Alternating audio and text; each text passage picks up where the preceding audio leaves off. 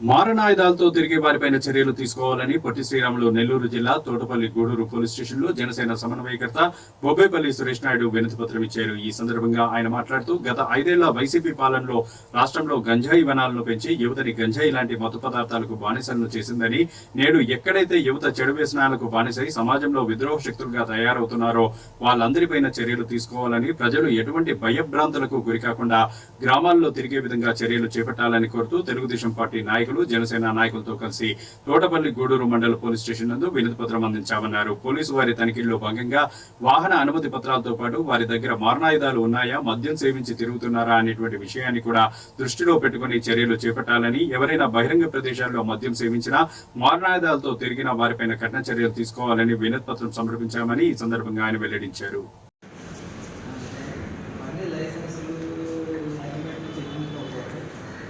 వాళ్ళ దగ్గర మారణాయుధాలు ఏమైనా చెక్ చేసి వాళ్ళకి చర్యలు తీసుకోవాలి. రెండోది వచ్చి బహిరంగ ప్రదేశాలను మద్యం సేవించినమాట వాళ్ళు రకరకాల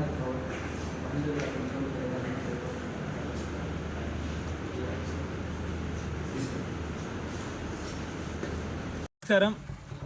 నా పేరు బొబ్బేపల్లి సురేష్ నాయుడు, సర్వేపల్లి నియోజకవర్గ జనసేన పార్టీ సమన్వయకర్త. గత 5 ఏళ్లలో రాష్ట్రంలో గంజాయిని పెంచి యువత జీవితాలని సర్వనాశనం చేసినటువంటి పరిస్థితులు మనం ఎన్నో చూసాం. సమాజాన్ని, రాష్ట్రాన్ని, యువతని ఎటు కాకుండా చేసింది గత వైసీపీ ప్రభుత్వం.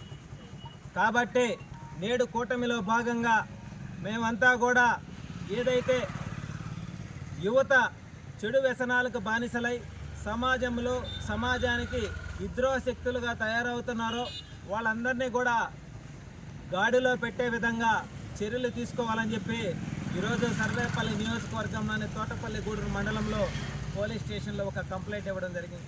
ఎవరైనా సరే బహిర్గత ప్రదేశాలలో మందు తాగడం, అదేవిధంగా మారణాయుధాలని బొడ్లో పెట్టుకొని తిరగడం, ప్రజలు భయభ్రాంతులకు గురయ్యే విధంగా ఉన్నారు. కాబట్టి వాళ్ళందరి మీద కూడా పోలీసు వ్యవస్థ బైకుల్లో పోయేటప్పుడు లైసెన్సు, హెల్మెట్తో పాటు మారణాయుధాలు ఉన్నాయా, బంగ్యాకు దాగుండారా, మందు దాగుండారా, వాళ్ళందరి మీద కూడా చర్యలు తీసుకోవాలా. రెండో వ్యక్తి ఇటువంటి వ్యసనాలకి పాల్పడాలంటే భయభ్రాంతులకు గురయ్యే విధంగా ఉండాలా అని చెప్పి ఈరోజు కంప్లైంట్ ఇచ్చాం. అదేవిధంగా ఏదైతే సర్వేపల్లి నియోజకవర్గంలోని ప్రతి తల్లిదండ్రులను కూడా చేతులు జోడించి నమస్కరించి మేము ఒకటే తెలియజేస్తా ఉన్నాం.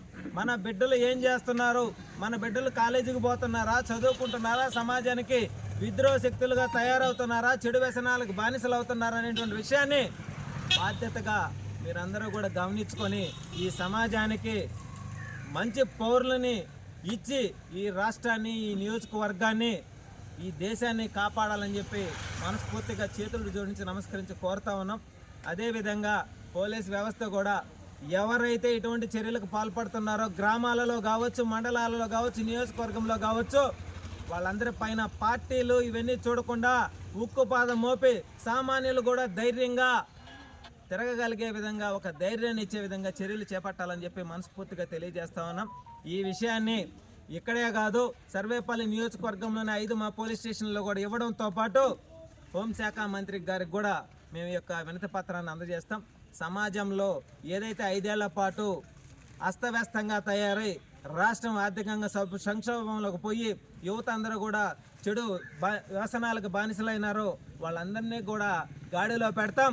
అదేవిధంగా అవినీతి అక్రమాలు చేసినటువంటి వైసీపీ నాయకులందరినీ కూడా క్రమశిక్షణగా సమాజానికి ఉపయోగపడే విధంగా గాడిలో పెడుతుంది కూటమి ప్రభుత్వం అని చెప్పి ఈరోజు మనస్ఫూర్తిగా తెలియజేస్తా ఉన్నాం.